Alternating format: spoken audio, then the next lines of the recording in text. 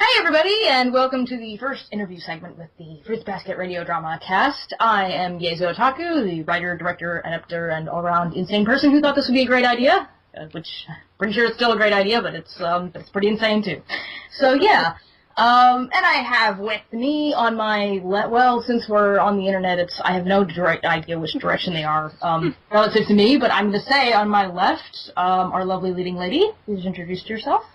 Hi, I'm Heather McDonald, and I do the voice of Tohru Honda. Yeah. And I'm Evan Bremer, and I'm an alcoholic. I'm Evan Bremer, and I'm the voice of Yuki. Yay! Oh, you did a clever intro. Didn't say you could speak it, Evan. God. Okay. Awesome. So so we have our, I guess, two leading players. I say that, and I can hear Phil rearing his head from somewhere, out in the north, going, "What?" But we will. What are they doing without me? Yeah. Of course, we will have Phil on an interview segment as well. But I figured three with me really would be a large number to try and control all at once. Because goodness knows, I've been in a table read with these people before, and 12 can get pretty hectic. So So I guess for our first question, we'll start where the project began. What was your experience auditioning for and getting your role? And Heather, you can start. Oh, I do? Awesome. Okay. Well, I was a fan of the That Guy with the Glasses website, and I saw what was it called? The little audition thing? I don't know what we call it. It was a call for audition video. Thank you. It was just an audition call. And I was like, okay, well, I mean, I've done some acting. I've been acting since, middle school, maybe? Yeah, something like that. And I'm a big fan of Fruits Basket, so I was like, hey, why not? So I got my Guitar Hero microphone, because I was cool like that, and I did a bunch of them. I did Tohru, Kagura, Momiji, Kana, like pretty much any of the girls and Momiji. Mm-hmm. And so I was just like, okay, whatever, cool. And then I hear back a couple weeks later, like, you got a call back for a Tohru. I was like, holy crap! I woke up my roommate. She was very ecstatic as well. And then what was the call? Oh, okay. It took me about 20 tries to do the callback, which also frustrated my roommate because she kept hearing the same lyrics over and over and over and over again in my head for pretty much everything. And, yeah, so... And then I got the second callback because I think was it only Tohru who had the second callback, Joe? Well, there were callbacks were different for every part, but you were the only role that I did like a live thing with, where I just read through the script with you live rather than waiting for audio files back and forth. Just because I had to be dead sure of this, it was really difficult. Mm-hmm. So I got to read with Joe and Jesse, was it? Yeah, Jesse and... Was Evan there, actually? Evan, I were you was there? not. You weren't? No. Okay. No, it was someone else. Was it just the three of us? I can't remember. Could have been, because I know, I don't remember. It's been a while. My memory is terrible. There was one where, somebody else in the cast was in the... Yeah, Jesse was always there, because he was, he was the very first part cast. He was cast before I put up the announcement video calling for auditions, so, yeah. So he was just generally around. It's like, hey, I need you for something. Okay. And he just hop in the call. So I had sent in my callback at about, 12 or something, the last day I could have, because I was just getting back from a convention, so I was really tired and I couldn't do anything. I was getting over a cold, so I was like, oh, fuck, bad timing. And I wasn't panicked at all. Sorry? It's okay. I was just like, J.O., I'm not feeling that well. I can't do my line. You're awesome in the part. You are forgiven. So then I get an email 2 hours later maybe saying hey, we're going to do another callback. I'm like, oh no. Okay. So, and then we did that, and then I got you got the part of Tohru Honda, and I woke up my roommate for the 5th time. And I was banging on her. I'm like, oh my god, I'm Tohru! Oh my god! Freaking out. Super, super excited about it. I'm like, oh wow, oh my goodness, I'm not going to be allowed to swear. This is going to be fun. You can swear. I think everybody will find it adorable. Just if the opportunity arises, yeah. Okay, so sorry, I talked a lot. It's Evan's turn. It's okay. Okay, well, when it came to me and Fruits Basket, it was a combination of pain and pleasure, because when I first heard that Jaya was holding auditions for this, it was in the middle of spring break, but I just had this horrible flu/cold during the entire spring break. Oh dear, it was horrible. Oh. I know.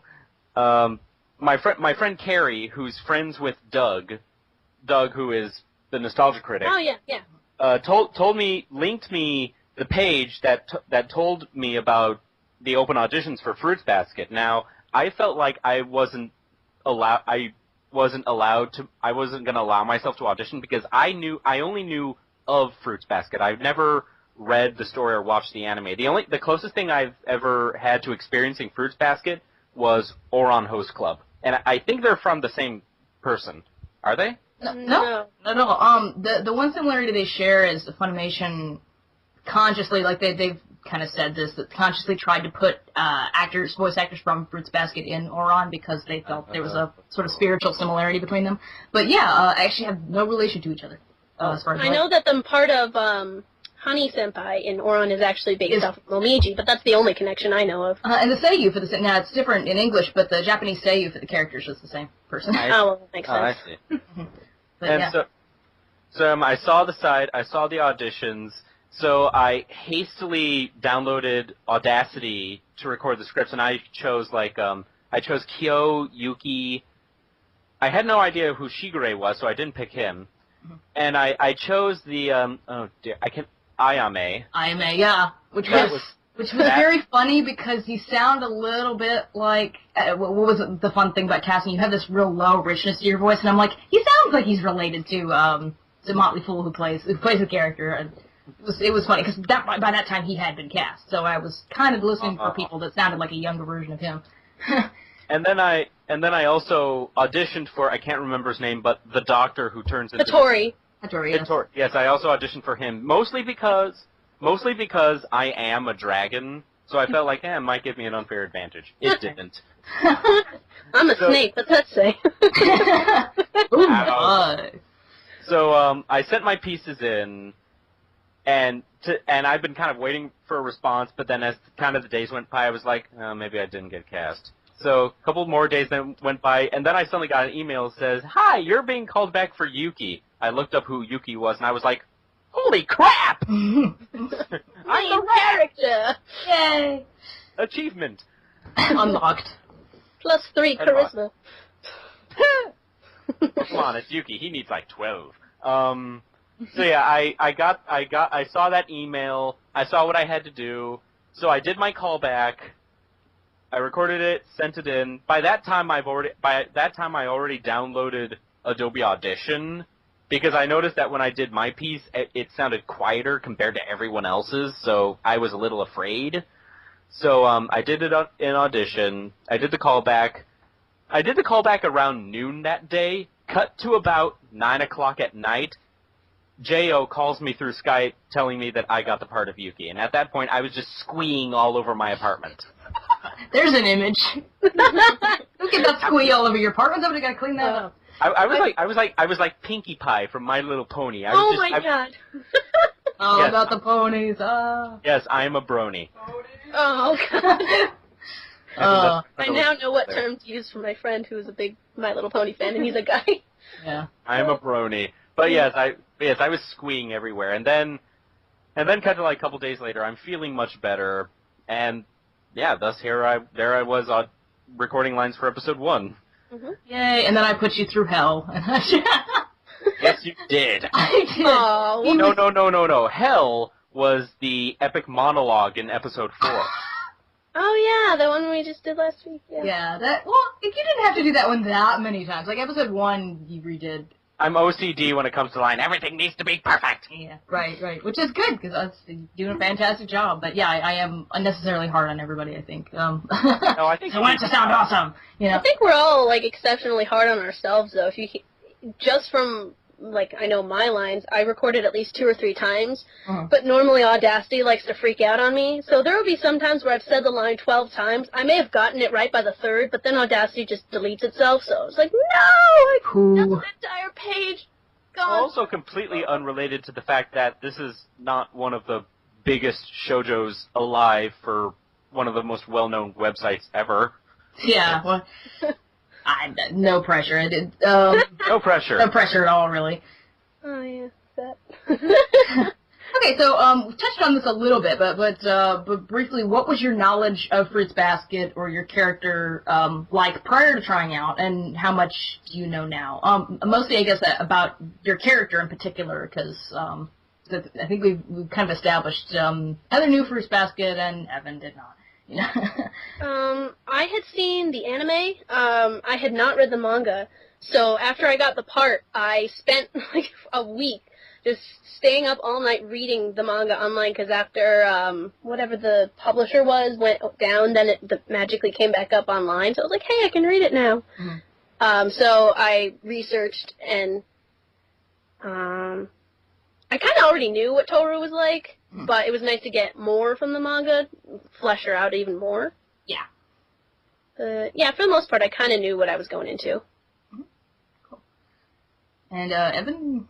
Yeah, I didn't know crap. I had no idea what. All I knew was that there was an anime called Fruits Basket, and if you hug someone, they turn into an animal.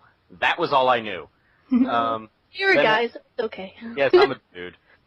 Of course, then again, you're talking to a good dude who watches My Little Pony. Anyway. So yeah, as the episodes went on, whenever I would find myself like helping my friend or my mom shopping, I would always go to the manga section if it was a bookstore, and I would always go directly to Fruits Basket, trying to find out. Well, first off, the inner fan in me wanted to check to see the similarities between the scripts we had to record and the chapters in the book, seeing how alike they are, and they are. And yeah, I tried to. I don't try to learn as much as I could from the mangas or anything, because I like things to be a surprise. I mean, that's why I will admit that's kind of an underlying reason why I haven't read all of the scripts I've been given. I just read them one at a time while I'm recording. Oh, yeah. Mm-hmm. So I like everything to be a surprise. I mean, now that's for the show. For Yuki specifically, being one who is well versed in the ways of anime, you can just take one look at the guy and you know that he's like the pimp. Oh, a bit. But then I actually read the scripts and I realized he's not the pimp. He is far from the pimp. He is. Oh my God. Shigure wishes he was the pimp.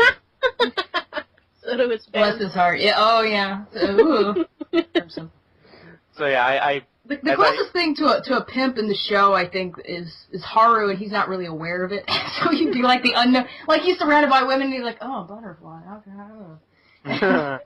But yeah, it's there aren't a whole lot of ladies man characters in Fruits Basket, despite their appearance. But yeah, I guess it'd be hard to when you can't actually get close to said ladies and proximity. Yeah.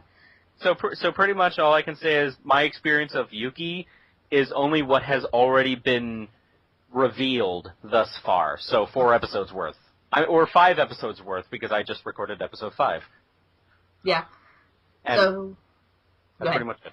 Okay. Yeah, because I get a lot of people asking about the characters, and it's like, oh, well, you must have gotten, really big fans and stuff like that, and, they really know the characters, and they sound exactly like them. You did a great job casting. And I'm like, well, I would say about a good third, maybe, I was going to say, if you wanted to go into the extended cast, maybe half, but, like, a good third of the main roles don't know anything about the story. I was like, they're just good actors, so,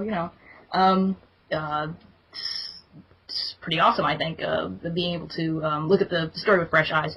So, okay, so in what ways are you most like your character, and in what ways are you completely unlike them, I suppose? Evan can go first this time. I've been going first. I'm officially ashamed that I'm most like Shigure.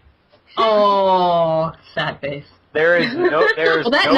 That'll get you some fangirls. You saying that? There is no part of me that is like Yuki in any way. He is quiet and reserved. You get me into a convention, I am crazy. I become an Insta fanboy. I mean, I don't know if there's any character in Fruits Basket who are, by all definitions, an otaku. Mm-hmm. Are there? Not unless you count the fangirls. They're not otaku over anime, but maybe Kakeru, but not. God, yeah, Kakeru. Yeah, that's if you don't know who Kakeru is, then Yeah, maybe him, but I don't know anyone else who would qualify.